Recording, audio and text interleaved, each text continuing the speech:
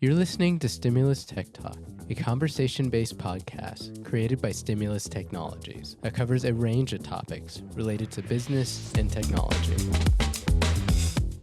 Welcome to Stimulus Tech Talk. I'm Sherry Lip, the marketing manager at Stimulus Technologies, and I'm here with Nathan Whittacre, well, virtually here. So we're going to play another game of Where in the World is Nathan Whittacre today. Hello, Nathan. Hey, Sherry, and hello, everybody. Yeah, where am I?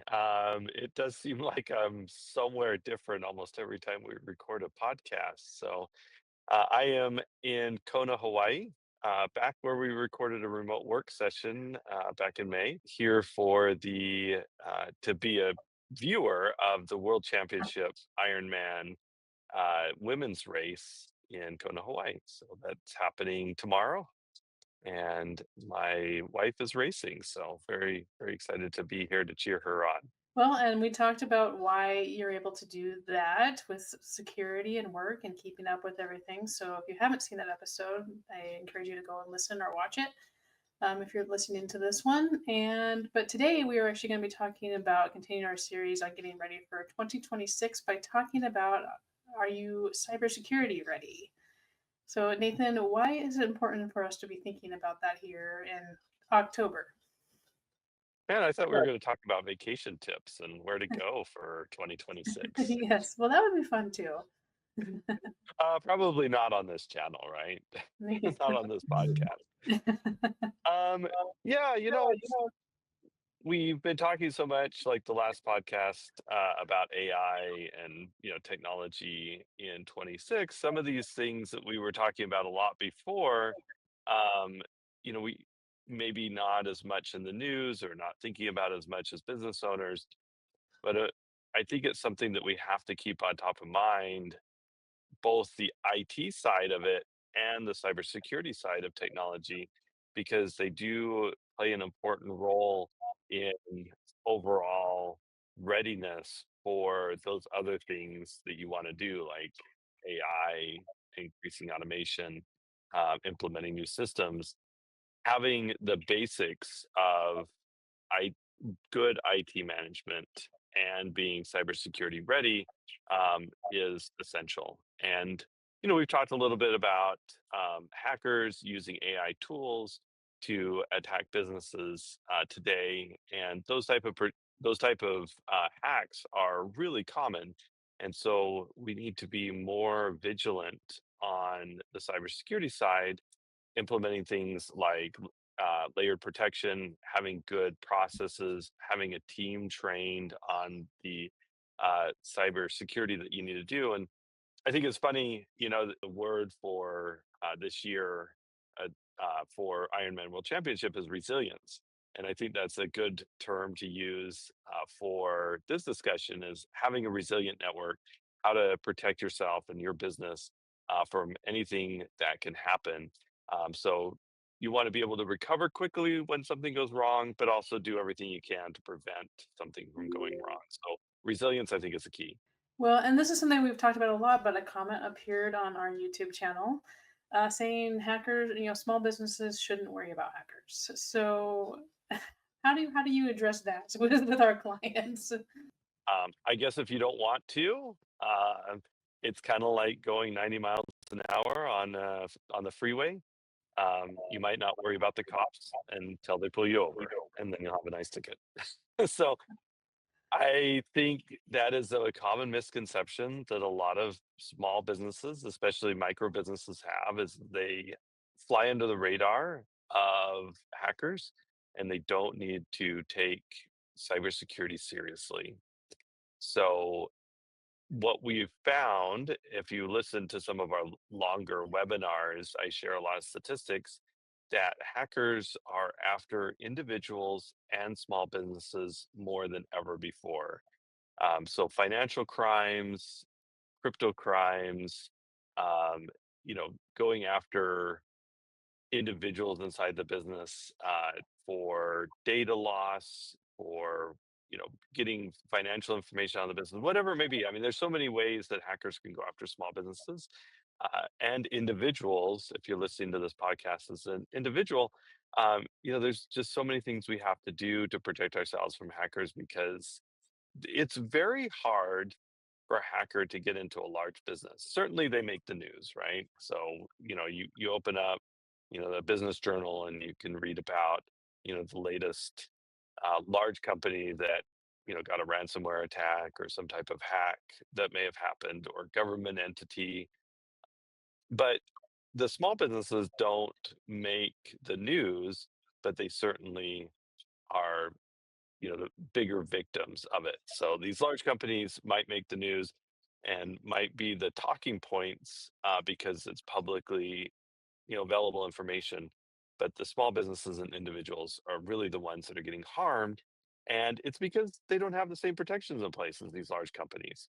These large businesses are investing a huge percentage of their budgets towards hiring, chief technical officers, chief information security officers, chief, and then teams all behind them to put all the things in place. So when you read a story about, a company like the MGM in Las Vegas getting hacked, don't think that they didn't have all those protections in place. They were spending a lot of money, and the people that targeted them use sophisticated technologies and tools to get into those networks. And it takes a long time. So they need to have some smaller wins by getting individuals and small businesses to fall victim of those same type of attacks. When it comes to the small businesses, do you think like the gaps in cybersecurity are more from not implementing, like we talked about, waiting for the cop to pull you over, or is it not keeping up with the technology? I think it's a little bit of both. I certainly the not implementing is a bigger problem. So many small businesses just don't want to invest, or maybe just don't have the finances. It's a difficult problem when you're bootstrapping the company, your profitability is not great, of not implementing those things. You got to decide whether to hire a new employee or implement some of these cybersecurity tools. Uh, but your business is, again, I'm going to argue that your business could go out of business if you don't have those implemented. So I find it as an essential item. Now, not keeping up is part of it too, because what we did 10 years ago or 15 years ago isn't valid today. So we constantly have to implement the latest technologies and making sure that you're protected across all your systems, not just core network, to ensure the protections are in place so that you're fully protected. So it's a little bit of both. I find it more in small businesses that they're just not doing anything more than there's some gaps. But we certainly find businesses that might have an IT firm that they've been using for a long time. It might be a one or two man shop, which is really common with small businesses. It might be a friend of a friend or, a neighbor, someone's kid, whatever it may be doing their IT. And, they're only doing reactive IT. So they're only resolving problems as they happen rather than doing proactive IT, which is what's, essential is taking care of issues before they actually occur. And that's implementing those tools that we often talk about in this podcast to ensure those bad things don't happen. And one of those things that we have a lot of trouble getting people to implement is multi-factor authentication. Why do you think that is, and what is the easiest one that's effective that you can get people to do? Multi-factor authentication is an extra step to get into everything, and a lot of people complain about it. And it's difficult to convince people to implement MFA if they don't have that right mindset that they need to have security in place no matter what, even if it does slow things down a little bit. But once you have that mindset in place, there are some simple tools. It's gotten easier, I think. Uh, MFA should be on all email accounts, is where you should start. And then, secondly, on all bank accounts. Uh, you can implement MFA on your Microsoft 365 environment using the Microsoft Authenticator, which is really easy. Get your users to install the Microsoft Authenticator app on their cell phone. And when they log in for the first time on a device, and then periodically every so often, it sends an alert to your phone. You enter a two-digit number, and then you're in. It's actually really easy. for bank accounts and things like that, putting MFA in place is almost a requirement by most banks now, but it is, if it's not a requirement, you should implement it. And SMS text codes are kind of the more common ones with banks. Um, it's not my preference. I don't like SMS texting as much, but it is, a methodology that's pretty easy that you get that 6 or 8 digit code from your bank, you put it in, and then you can log in. So those are, two of the places I would focus is getting MFA put on all your email accounts, and then any financial institutions or accounting software, anything that could have financial data, start there. So those are 2 places I would start. And if you don't have it across all those environments, that should be a goal for 2026. Is facial recognition authentication used in business, or is that more for personal accounts? You can use it in business. So, biometric scanning, facial recognition, thumbprints, fingerprints, FIDO keys with fingerprints, which is kind of a USB key.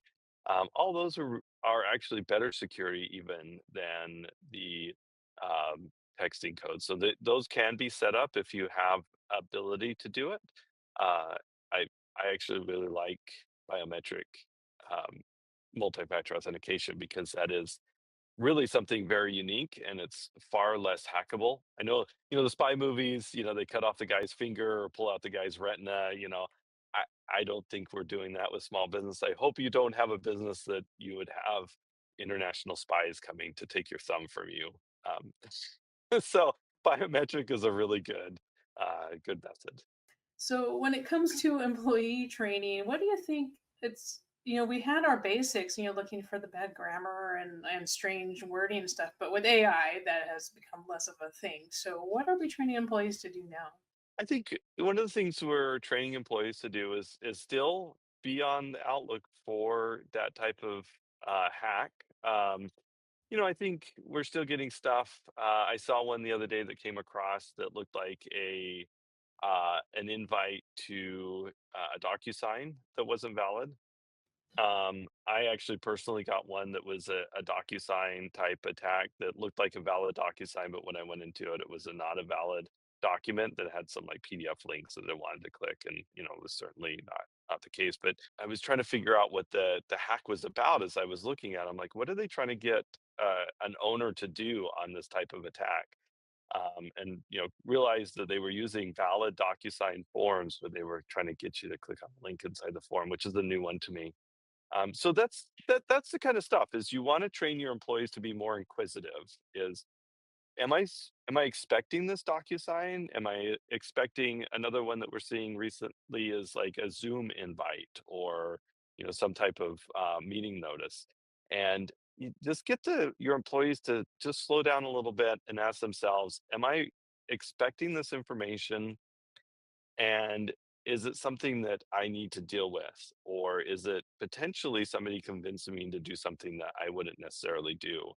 And that's what a lot of the hacks are about is the attackers are convincing you to do something that doesn't make sense, isn't something that you would do in a normal course of business. So that's the primary goal of training is to get your team to slow down a little bit, look over the information that they're receiving and ensure that it's valid. Yeah, I've got a couple of training ones, which is something we offer to clients as well, and they're very useful because they do look very real.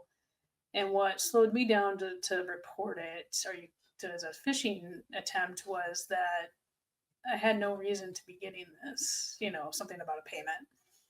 So I do find that kind of stuff valuable because I think early on I might have been like, well, why am I getting this? And I better check it out, instead of just being like, I don't, this is just not for me. Yeah.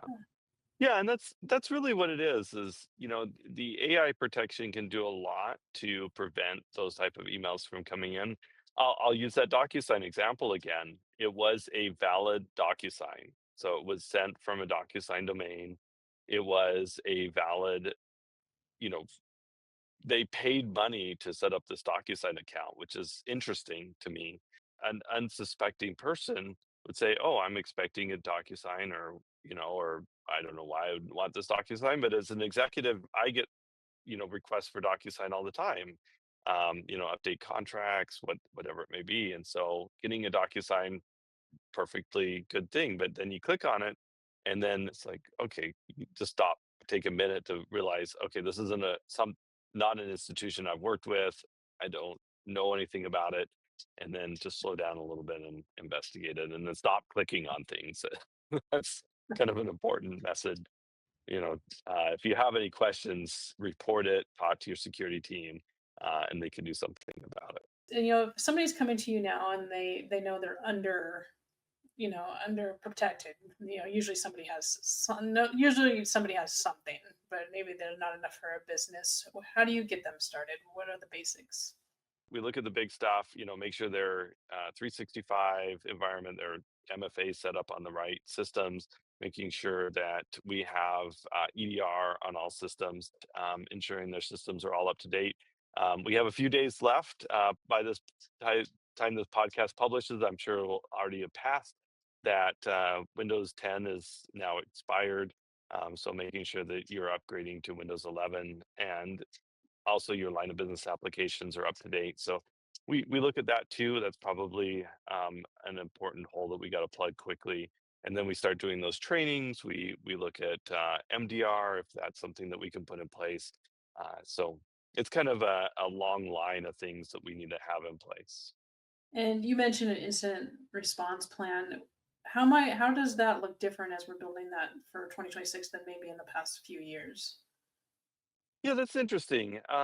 Incident response plans, I think for small businesses, we're starting to implement more compliance ideas inside these incident response plans. And so using some type of compliance framework like NIST to implement better policies and procedures in the organization, and incorporating those policies and procedures from a security standpoint, and the incident response plan just becomes part of that. So it's not just something that you put in a binder and a few phone numbers to call. It's part of a larger strategy to make sure that you have a excellent cybersecurity and IT posture, that you really should never have to take out that incident response plan. That's the end of the goal. But I think it's part of a larger strategy. So when you're thinking about 2026, it's not just, oh, I just need this one form to send to my insurance company so that I can say that we have an incident response plan. It should be part of an overall discussion about how do we implement some type of cybersecurity framework and compliance framework inside the organization, so that we can be a better organization from a technology perspective. And to kind of close this out, you mentioned at the beginning, getting IT ready and getting cybersecurity ready is kind of two separate things. Do you find that a lot of business owners assume if they're getting their IT taken care of, that the cybersecurity is a part of that? And how do we approach that with our clients? Yeah, that is a common misconception. I mentioned earlier about reactive IT, and unfortunately, a lot of small IT providers, that's what they do. They provide reactive IT. You call them up if you have a problem, but you really don't see or talk to them unless you have a problem. And that's one of the biggest problems with IT services, is it's not proactive enough. And on top of it, cybersecurity and compliance are two very separate and different tool sets for your technical staff to work on. So the same person that does your IT isn't taking care of your cybersecurity and compliance requirements. So if you have a small IT team inside your company, uh, maybe one or two people inside your business that handles the IT, if you have an internal IT department, or you're outsourcing it to a small vendor, they probably don't have the expertise to handle both your IT side, which is help desk support, software installation, managing the network infrastructure, and also the cybersecurity, which is all these other things that we're talking about. Implementing MDR, um, being your security operations center, taking care of those alerts that come in from your SOC. That's a very different type of tech technique and person that does that work. And then on top of it, the compliance side is more document writing and more talking about processes, and that's also a different person, a different skill set. So if you have a small IT team that you're working with and they don't have different people assigned to those different buckets of work, you're not getting all that work done. It just isn't possible for one person to do all of it. All right. Well, any last advice? What's the biggest threat we're looking at in 2026? For businesses, again, I think the prioritization in 26 of MFA, patching, backups, getting the next generation antivirus, and looking beyond that to patch those holes with employee training, MDR, all the things we talked about. But I, you just have to have a comprehensive view of what's going on inside your organization and having a trusted partner to help implement those, whether you're using an internal IT and asking these questions about what they should be doing and what are their plans to, um, to overcome these threats in 26, or talk to your outside IT company about what they're doing, what changes they are. And every IT company, if they're selling you services, they shouldn't ever sell you, a package that never changes. So at Stimulus, we have our cybersecurity and IT packages for 2025, but we're rolling out new packages for 26 because the technology has to change and it evolves quickly. So we're constantly adding new tools and technologies, and we're rolling out new service plans, to counter those threats and ensure that we have the latest technologies in place to solve them. All right. Well, thanks, Nathan, and enjoy that view behind you instead of looking at the camera as you continue your day. But thanks for all your information. All right, thanks, Sherry, and thanks everybody for joining us today.